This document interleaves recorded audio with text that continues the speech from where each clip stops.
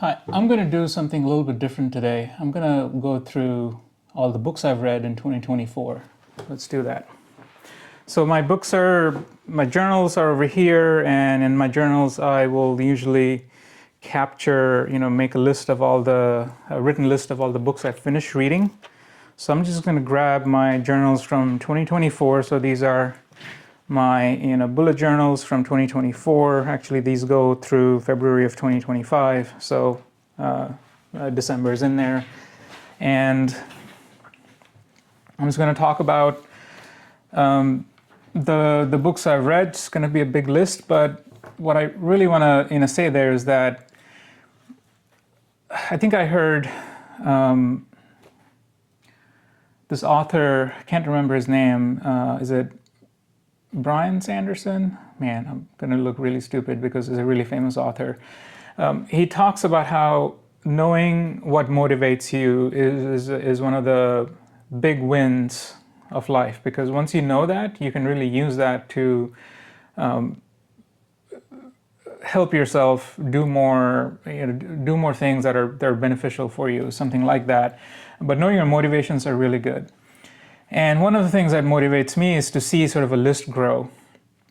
So one of the things I started doing several years ago when I started with bullet journals is having a collection, and a collection is really just a 2-page spread that has a list of, that has basically a topic in it, and that's all there is. So this is a 2-page spread, name of the topic is up there, and it continues, and every one of my journals has one of these collections in them. This collection is called Finished Reading. So every new journal I start, I make a collection for Finished Reading and a few others.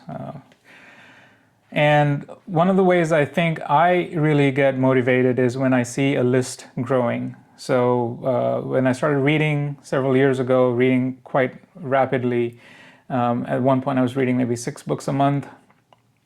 It's come down quite a bit now.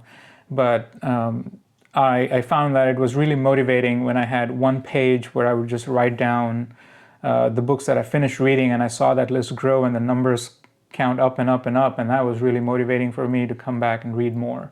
So I have kept up with that practice, and it has worked really well for me. Now it kind of works in reverse when I'm going through other challenges, or my life's changing a little bit and I'm reading less, and then I see that number be really small and I'm like, oh man, I'm really failing here. So it can kind of come back and get you that way too. But you can use that as and I was able to get flexible about it and realize that, all right, this is a year when my life needs different things from me, and I'm going to just read less this year, and that's okay, and I can always come back to reading more later. So 2024 was one of the years that I read very little, and I say very little. I think I finished, if I look at December, I ended December with 27 books. So that's a little over 2-ish, maybe 2.5 a month. Not great, but that's okay. So I'll just go over the list of books I read and maybe talk about them a little bit briefly. There's a long list. So first one, Wrong Way by Joanne McNeill. Really good book. I think it was part of a book club I was a part of. Second one is Covenant of Water by Abraham Verghese. It was an audiobook. Fantastic. And I'm counting audiobooks in here, by the way, so it's part of my list. And I read a lot of audiobooks, and that's an easy way for me to use when I'm going on walks and so on. Covenant of Water by Abraham Verghese. Fantastic book, just blew me away. I ended up reading actually 2 more books by Abraham Verghese, and which reminded me, he is a doctor who's written fiction, and same with Siddharth Mukherjee, who's written Gene and The Emperor of Maladies. So these are non-fiction that again, he's a fantastic writer. So doctors who became writers, really cool niche. Second book, Covenant of Water, fantastic, as I mentioned.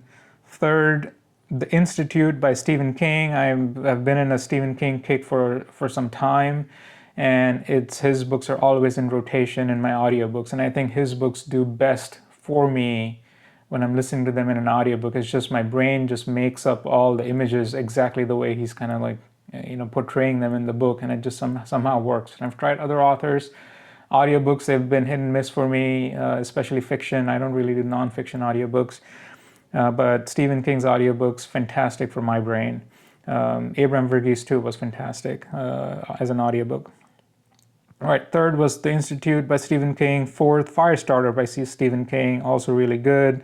I've not seen the movie. Fifth, Optimal Illusions by Coco Kroom.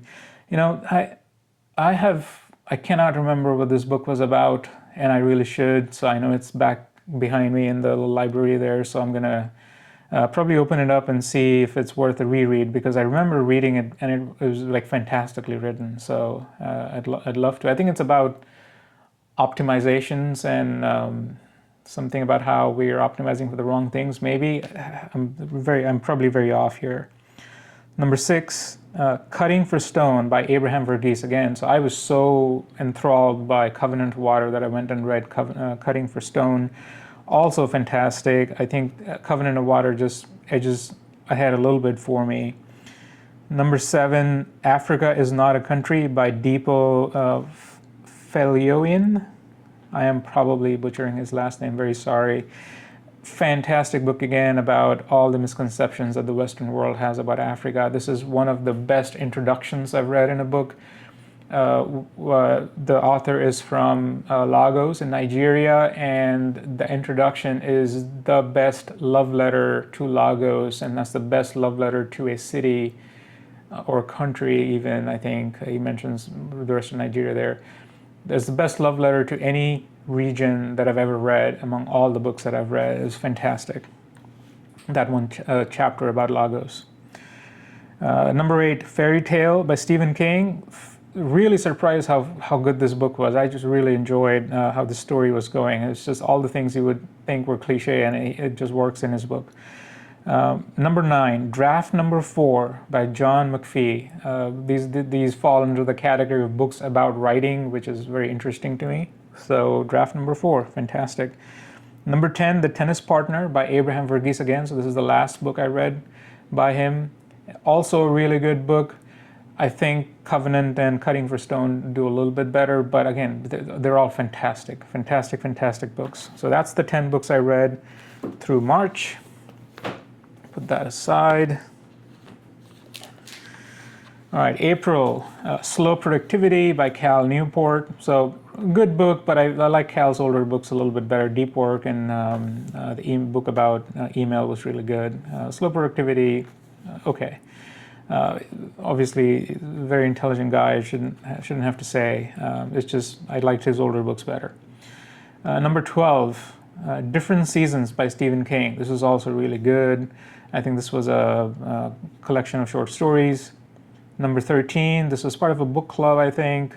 Iona Iverson's Rules for Commuting by Claire Pooley. It was well written, probably not the highest, best fiction book I've read, but it was quite entertaining to read, and I would recommend it if you're looking for something light and fun. Number 14, How to Know a Person by David Brooks. Now, I'm reading a book about gathering by Priya Parker, The Art of Gathering, and I feel like I need to reread this book after The Art of Gathering, because I think they might go together. I think they pair pretty well. So I remember really liking that book. Number 15, Under the Dome by Stephen King. This is an audiobook, pretty long audiobook, and I have not seen the series. And that's it, 15 books by the end of June. I've not seen the series Under the Dome, but the book was pretty good. I don't know what changed in the series. I think my thing with Stephen King books are they do better. Most of them do better as books than as movies or TV series, with a few exceptions. I'm sure like The Shining would be an exception to that. I'm sure there may be a few more. All right, number 16, You Like It Darker by Stephen King. This is an audiobook also, and I think this was one of his recent books that had come out, so I just went and read it. Number 17, No Country for Old Men by Cormac McCarthy, audiobook as well. And No Country for Old Men is one of my favorite movies. And it is amazing how many lines in the movie are taken almost directly, verbatim from the book. And that, I don't know how you can write better dialogue than Cormac McCarthy. And I think the Coen brothers saw that, and they did the movie justice by doing that. So that's one of the few books that I've read that did not make me hate the book or the movie, because I also like the movie. And often that is what happens, is I can either see the movie first and then I read the book and I don't like the book, or I hate the movie after that, or vice versa. This one, both fantastic. If you can't watch the movie, read the book, and it's almost, and there's a few things that are different obviously, but there's still very little that is different. Amazing. Number 18, The Body by Bill Bryson. Amazing writer, one of my favorite authors. Number 19, Duma Key by Stephen King. This was an audiobook, also super fun read. Did not expect it to go where it went. And I think I used one of the lines from his book repeatedly for the rest of the year, which is, you get punished for what you could not imagine. I think I used that more than once, because it felt like that was happening a lot. Anyway, so that was 19, and that's the end of September. That was it. I didn't really read much in September, did I? There you go.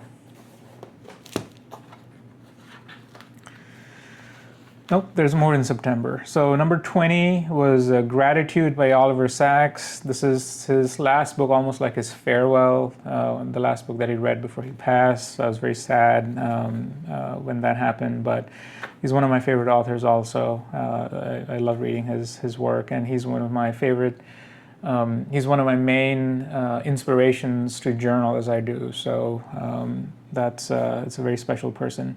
Was a very special person. Gratitude was very well written. I'm trying to read all his books right now. Number 21, Billy Summers by Stephen King. I actually re-listened to that. So it's audiobook again. I listened to it for the second time. I just love the story. Somebody please make a movie out of it, make it good, please. Love it. Number 22, Oaxaca Journal by Oliver Sacks. This is when I went into this Oliver Sacks kind of binge there. Oaxaca Journal was fantastic. Also, again, he talks a lot about ferns and things that I'm not that interested in, but it just really felt like I was reading his journal. I'm sure it was edited quite a bit for publication, but it still had this feel that I'm reading almost his raw journal, and I'd love to see one of his raw journals one time if it's even available. Number 23, The Green Mile by Stephen King. Really good book. Obviously the movie is really good, so that's maybe another exception to the book and the movie not working together. The Shining and The Green Mile, both fantastic books, fantastic movies, obviously. Number 24, The Writing Life by Annie Dillard. Very good book about writing. So I had skipped over it before because I was not interested in writing fiction, and then I grew interested to write fiction. So I started reading Annie Dillard, which if you're into writing fiction, that's a good book to start with. There's other books that if you're not into that, if you just want to write nonfiction, there are other books that are better, but Annie Dillard is obviously a really good author, so recommend that. Number 25, The Shining by Stephen King. So I was inspired by The Green Mile and seeing how good the book was that I know I really like The Shining, the movie, but I ventured into reading the book, and I really like the book as well. So very good book. That's number 25. Coming up towards the end here. Book number 26 is Dr. Sleep by Stephen King. So this follows up the Shining movies. Is a sequel to The Shining. Also very different from The Shining, but also very similar and really well done. I really liked it. I think they made a movie of it too, I'm not sure. Let me know in the comments. But I did not see the movie if they made one, or TV show. And the last book I finished in 2024 was number 27, Just After Sunset by Stephen King, and this is an audiobook as well. So a lot of audiobooks last year. Just After Sunset was also pretty good. I think it was a book of short stories, and very well done. And that's it. That's all my 27 books of 2024. I am currently reading quite a few books this year. I think my numbers are up. This year I'm at, let me check real quick. I'm at 25 books already. That was the end of September, beginning of September. So I'm already at 25 books. So I should be finishing that list a little bit higher than last year. To me, I think this is pretty inspirational that I'm reading more, and I'm just the number of books, it's a little bit of a nice inspiration to keep going. So that's it.